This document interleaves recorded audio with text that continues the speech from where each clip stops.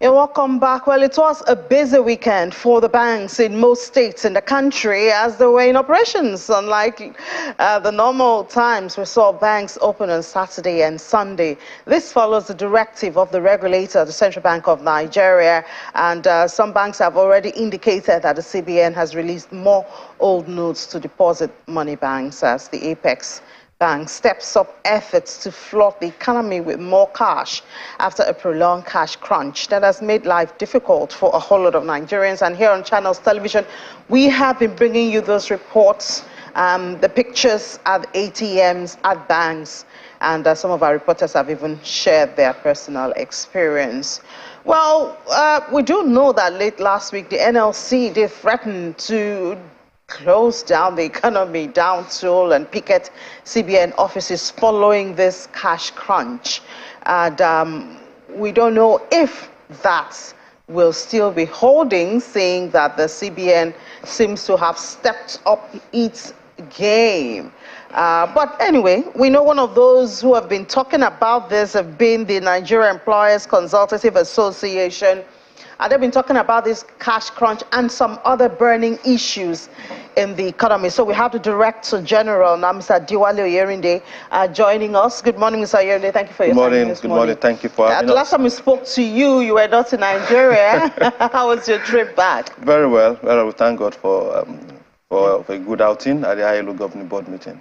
I remember one of the questions I asked you then was, what are you bringing back after all of the meetings? You know, what difference will it make? But I mean, let's not get distracted because we have really burning issues now. Absolutely. NECA has been talking a whole lot about what's going on in the country.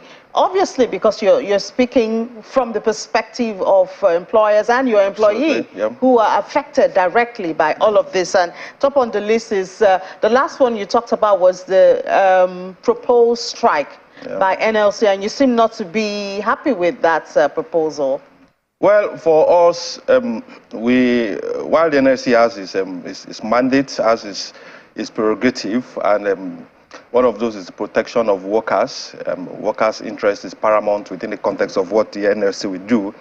And from our perspective, also the protection of the enterprises is also one of our core mandates. While you can't separate one from the other, so the need for both of them to work together. As you protect the enterprises, you are invariably protecting the employees. As you protect the employees, you are also invariably protecting the employers.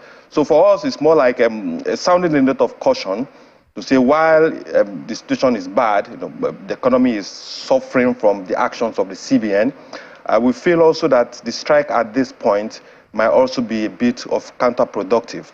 So rather than go the whole hog of downing the economy, we would rather preach social dialogue, that we keep dialoguing, that we keep talking about it, because the private sector is bleeding basically now. Businesses are closing down. Businesses are operating under very low capacity utilization levels. And the need for us to explore maximally social dialogue is more important now. Also, at the ILO Governing Board meeting, one of the key issues that played out is the power of social dialogue. We can achieve more through building consensus. And thank God the CBN has responded expressly as we advise, as we urge. Whether it was in response to the NLC's threat, we wouldn't want to go to that discussion. But the most important thing is that everybody has responded.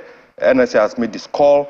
NECA has also urged caution, and the CBN has taken a cue and also taken very drastic action, which is positive. So, I mean, following the weekend banking we saw this past 2 days, have you noticed changes? Have you had conversations with individuals? Is there cash now? Is the situation better? Well, you don't expect an immediate and instantaneous. It's not like a flip, that you flip the coin and everywhere is good and rosy again.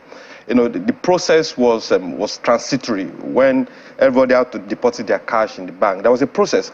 We all went to the bank to queue, and then somewhere along the line we find ourselves going back to the bank again, reversing that process. So the same process that you used in going to deposit your cash in the bank, probably might not spend the same hours, but the most important thing is that action has been taken. The Saturday and Sunday banking is quite commendable. We think it's good thinking. If we had thought about all this before, if we had tried to build consensus around the issue of the naira redesign, we wouldn't have come to this point of wasting man-hour, people going to the bank on Saturday and on Sunday, times that they are supposed to use to recover from the week-long work. So it's quite unfortunate, and part of the issues we've raised is for us to deal with those inherent contradictions in our system, and that's one of them that is playing out. We rushed out with a process that was beautiful, that's supposed to be laudable, that's supposed to take us another step towards financial inclusiveness for our people. And because we didn't handle it well, we are now reversing the whole process. The man-hour that has been spent even by the CBN eggheads that have been meeting to fashion out these policies, the man-hour that was spent by Nigerians going to queue to deposit their cash, then looking for cash, the crisis, inherent crisis, self-inflicted crisis that we caused by the fight in some areas in the country because people don't have access to their cash, the embarrassment we caused ourselves as a nation because we couldn't deal with just what we call minor issues. And now we have reversed all those processes. So the cash that we couldn't give people before, we are now, in an emergency state. There's even the fear of, with so much money now being pumped back into the economy, inflation is already at 21.91%. There's the fear of, this much more cash feeding into inflation again. That is debatable, because really, for you to grow, you must create a system where production is not breached. So production, no matter what level, either at the local level, at the micro or macro level, production must continue and consumption must continue. It has basic, simple economics. So if you short-circuit production or you short-circuit consumption, then you've created a breach that will affect your economy on the whole. So what we did was, in the attempt to come up with a laudable policy, as we call it, we breached production and we also breached consumption, which called a stalemate even our development. So the issue of Nigeria being oversaturated with naira, experts have said it's debatable that Nigeria is not. Within the context of comparison, global comparison, the quantum of naira that we have in the economy is not enough to cause us crisis. So we should desist from just calling a dog a bad name in order to hang it. All right, so we have this, we have inflation, we have the after effects of the cash crunch, we have issues of insecurity, we have issues of unemployment, we have all of this waiting for the incoming administration. As NECA, how do we move forward? You did talk about the issue of dialogue. Yeah. Even in the introduction of the redesigned naira, a lot of people have said there was not enough dialogue. Absolutely. As NECA, what are you doing? You have a place to fill. It's a private sector-driven economy. At least that's what it's supposed to be in Nigeria. Yeah. And a lot of people believe that the president-elect is pro-private sector. What are you guys doing as NECA to push this forward and ensure that we do not go back, to where we're coming from? Well, the incoming the president-elect, as you say, is pro-private sector, and it is led for us to see in the context of implementation of the policies that the government will come up with. At the level of NECA, at the level of the organized private sector of Nigeria, where we have NECA, we have Manufacturers Association of Nigeria, MAN, we have NASIMA, we have NASME, we have NASI. We've come up with an agenda for the incoming government. And beyond the agenda, as I said, the problems are multifaceted. And you take a multifaceted approach, leveraging on building national consensus.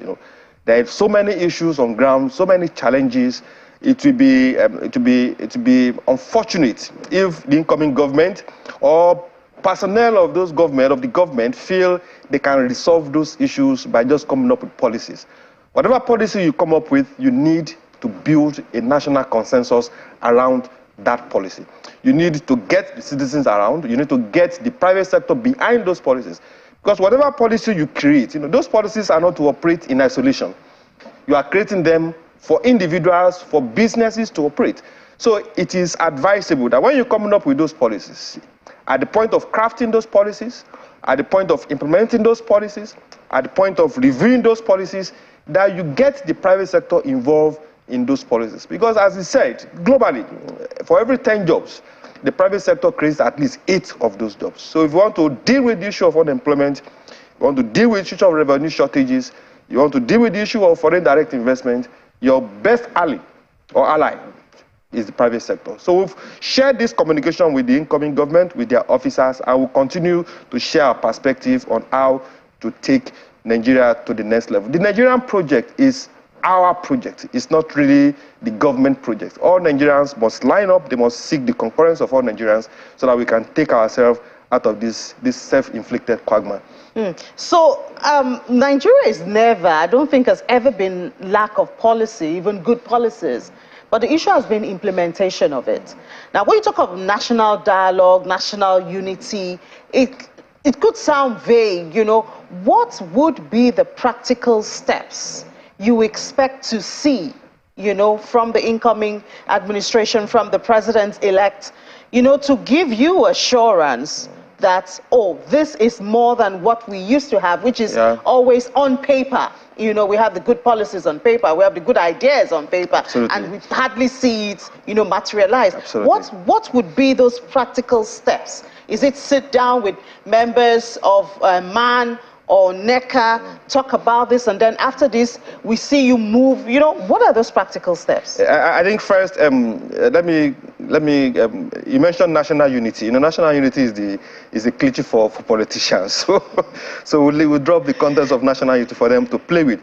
But for us, 2 things will be very important. You know, 2 things amongst many other important things. One will be, first, is the caliber of the cabinet. The caliber of the cabinet is the first pointer to know whether we are serious or not. You know, we want people that we want technocrats with very viable experience. They might not be doctors, they might not be professors, but people that have shown through their antecedents that they can run a business, they can manage a project, they can manage an enterprise. That is the first thing. If you mix it at the point of who adds worth, then no matter how beautiful your policy is, you've lost it in the first place. So once we deal with the context of who adds worth, you know, you've dealt with the main and issue that can fundamentally affect where you are going.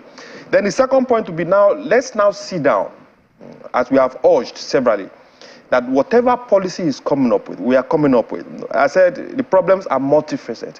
Then let there be a consensus between the policy, those that are crafting the policy, those that the policy will affect, and those that will supervise the policies.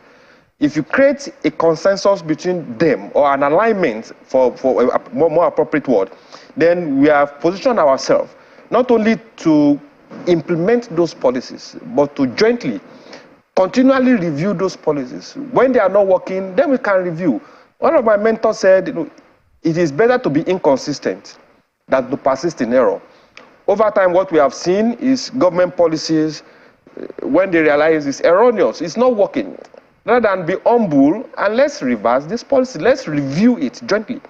Then you see them coming up with different data, different pronouncements to say it's working, this is doing this is doing that, which is not really true. So our position is this: get the right men for the job.